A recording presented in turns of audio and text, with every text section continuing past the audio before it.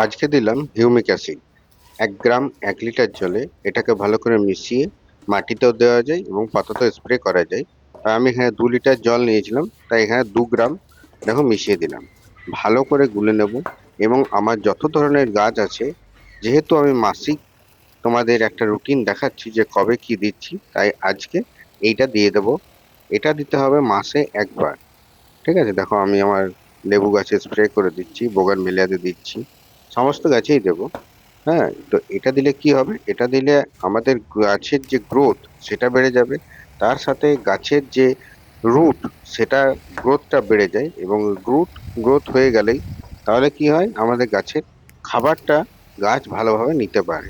তাই গাছের ওভারঅল স্বাস্থ্যটা বেড়ে যায়।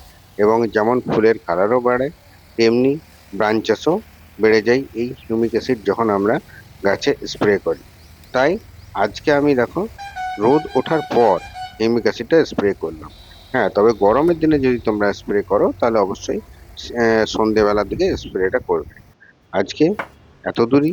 যদি ভিডিওটা ভালো লাগে তো শেয়ার করো, আর পেজটাকে ভালো লাগলে পেজটাকে ফলো দিয়ে পাশে থাকো। ততক্ষণ সবাই খুব ভালো থাকো, খুব ভালো বাগান করো।